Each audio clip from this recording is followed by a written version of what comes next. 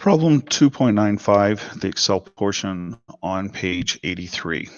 I've already sorted the data from the furniture data set. I've already created the bins. I've done that a couple times in previous Excel videos, and so I'm not going to go over that again. You should be comfortable with that. And as a friendly reminder, you're welcome to talk to the lab person or myself. So we've got the array sorted. We're going to create a frequency distribution and percentage distribution. So once again, I'm going to go to the data analysis. This is something that hopefully a lot of you are getting quite familiar with. We go, okay. We have the input range, which in this case is A2. So go Control Shift down arrow as a friendly reminder. We want to have the bin range, and I'm just going to select it this way. We have the output range. I'm going to move it over so it's a little closer. I'm going to put it in E1. And once again, because I've used this previously, I've got the Pareto, the cumulative, and the chart output all identified. One of the things I'm going to do a little different is I'm going to pick the labels so that the days and the bins will be there. All right, and here we are. So I'll just adjust the columns.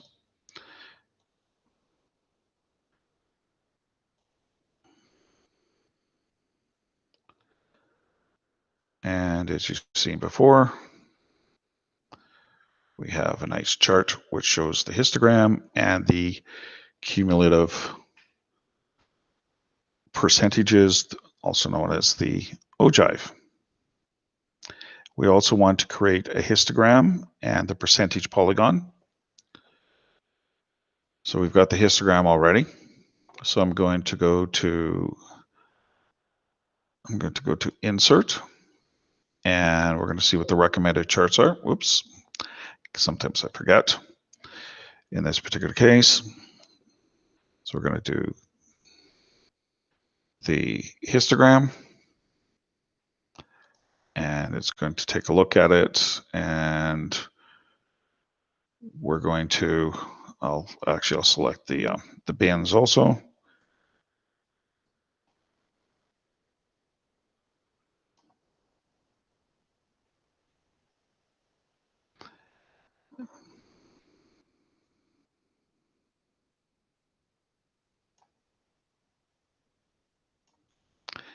See what the recommended charts look like, and here we are. So there's our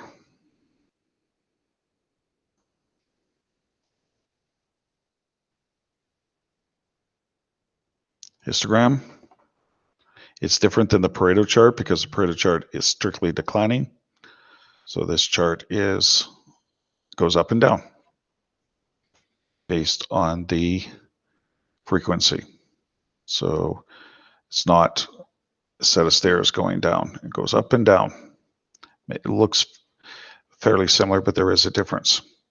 What I'm going to do next is go back to Insert, and I'm going to move this out of the way. So I'm going to go back to Insert. Go under Recommended. Recommended is great. But in this particular case, you don't see anything that looks like it.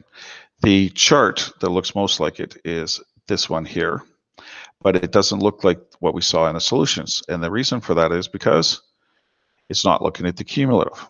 So I'm going to select the bin. I'm going to go Control in case you've forgotten. And I'm going to select the cumulative percentage. So here and here. Actually, let me do that one more time. I don't want the more in there because it's got 0. And then go to Insert, go to Recommended Charts, and you can see the cumulative is there. Now, I'm going to move this down. And again, you can use different forms of this. But